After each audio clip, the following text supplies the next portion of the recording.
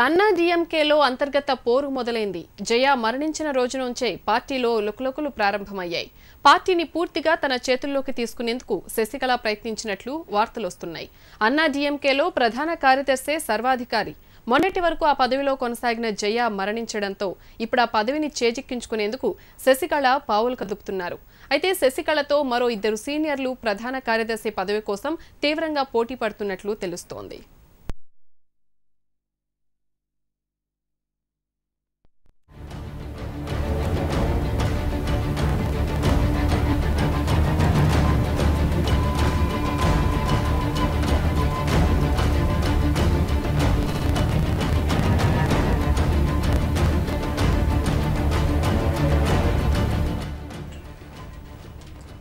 ఇటు పార్టీని అటు ప్రభుత్వాన్ని తన చేతుల్లోకి తెచ్చుకోవాలనుకున్న శశికళ జయ మరణించిన రోజే పావులు కదిపినట్లు తెలుస్తోంది. దానికి అపోలో ఆసుపత్రిని వేదికగా మార్చుకుందని జాతీయ మీడియాలో కథనాలు వెలువడ్డాయి.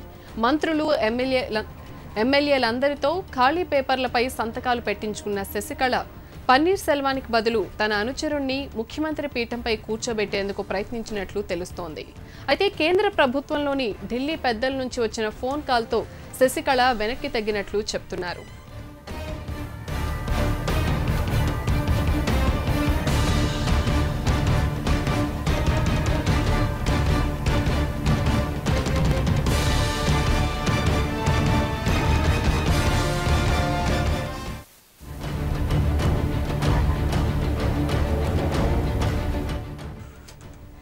వివాదాస్పద వ్యాఖ్యలతో వార్తల్లో నిలిచే బీజేపీ ఎంపీ సుబ్రహ్మణ్య స్వామి సైతం శశికళపై సంచలన వ్యాఖ్యలు చేశారు. పార్టీ పగ్గాలు శశికళ చేపడితే సీఎం పన్నీర్ సెల్వం స్వతంత్రంగా పనిచేయాలన్న సుబ్రహ్మణ్య స్వామి అన్నా డీఎంకే మనుగడపైన తీవ్ర ప్రభావం చూపుతుందని అభిప్రాయపడ్డారు. పన్నీర్ సెల్వంకు పార్టీలో బలమైన పునాది లేకపోవడంతో శశికళ తన రాజకీయ చతురతతో పార్టీని హస్తగతం చేసుకుంటుందంటూ సుబ్రహ్మణ్య స్వామి ట్వీట్ చేశారు.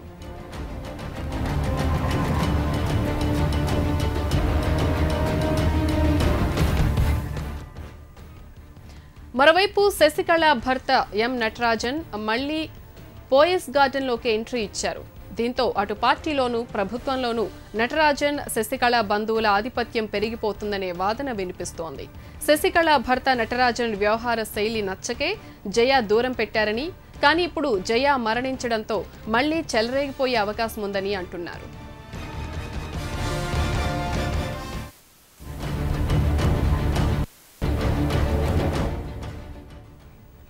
అయితే జయలలిత వారసుడిగా ప్రముఖ సినీ హీరో అజిత్ పేరు ప్రముఖంగా వినిపిస్తోంది. పార్టీని సమర్థవంతంగా నడిపే సత్తా పన్నీర్ సెల్వానికి లేదని భావిస్తున్న ఓ వర్గం శశికళకు చెక్ పెట్టేందుకు అజిత్ పేరును తెరపైకి తెచ్చినట్లు తెలుస్తోంది. భారీ అభిమాన గణమున్న అజిత్ అయితేనే అన్నా డీఎంకేను ధీటుగా ఎదుర్కోగలమంటున్న సీనియర్లు అన్నా డీఎంకే కీలక సమావేశాల్లోనూ ప్రస్తావించినట్లు వార్తలొస్తున్నాయి.